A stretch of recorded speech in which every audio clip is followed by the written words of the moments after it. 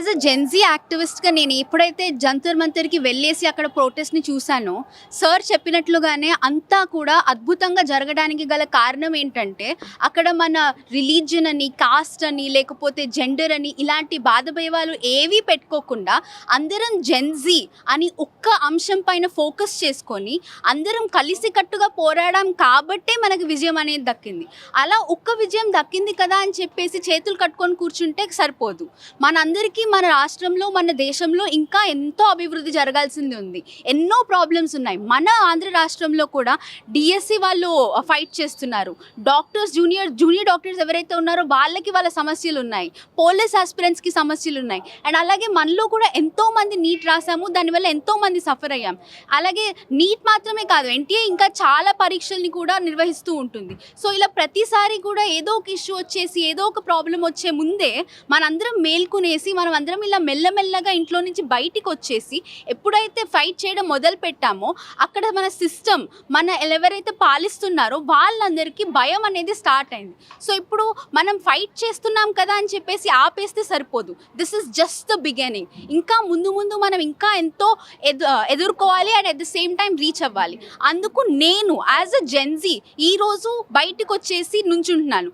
నాతో పాటు మీరు అందరూ కూడా కలిసికట్టుగా వచ్చేసి సపోర్ట్ చేసేసి అందరం కలిసికట్టుగా ముందుకెళ్తేనే మన భారతదేశం ఏదైతే ఉందో ఒక డెవలప్డ్ నేషన్గా ఉంటుంది. సో ఐ హోప్ దట్ ఇప్పటితో ఆగకుండా we will achieve more and more. Thank you so much. భారత సుప్రీంకోర్టు ప్రధాన న్యాయమూర్తి మే 15 ఇచ్చినటువంటి ఒక తీర్పులో ఒక సందర్భంలో యువకుల్ని నిరుద్యోగుల్ని బొద్దింకలతో పోల్చాడు. దీనికి నిరసనగా కాక్రోచ్ జనతా పార్టీ ఏర్పడి అభిజిత్ దీప్కే ఆ కాక్రోచ్ జనతా పార్టీ ఆధ్వర్యంలో జంతర్ మంతర్ దగ్గర ఆందోళన ప్రారంభించాడు. ప్రధానమైనటువంటి కారణం భారత విద్యా వ్యవస్థ మొత్తం కూడా నిర్లక్ష్యానికి గురైంది.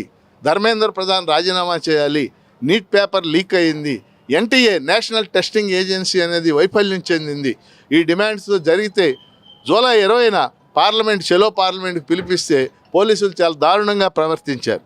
దాదాపు 100 నుంచి 150 మంది విద్యార్థులు యువకులు పోలీసులు దౌర్జన్యంలో గాయపడ్డారు. పెల్లెట్ గన్స్ వాడారు, బాష్మావాయువు ప్రయోగించారు, మేకులు ఉన్నటువంటి లాఠీలు వాడారు. వీటన్నిటి ఫలితంగా ఉద్యమం పెరిగింది, దేశానికి వ్యాప్తి చెందింది. ఖచ్చితంగా ధర్మేంద్ర ప్రధాన్ రాజీనామా చేయాల్సి వచ్చింది. ఈ ఉద్యమం ఈ దేశంలో సాధించింది ఏంటంటే గత 7-8 ఏళ్లుగా ఎవరు కూడా మాట్లాడటానికి భయపడుతున్నారు. కేంద్ర ప్రభుత్వానికి వ్యతిరేకంగా గొంతెత్తడానికి భయపడుతున్నారు. ఈ రాజ్యాంగం ఇచ్చినటువంటి హక్కులు, ముఖ్యంగా భావ ప్రకటన స్వేచ్ఛ కానీ నిరసన తెలియజేసే హక్కు కానీ ఇవేవీ లేకుండా పోయినటువంటి పరిస్థితి. జనజీ ఉద్యమం మరోసారి ధైర్యాన్ని కలిగించింది.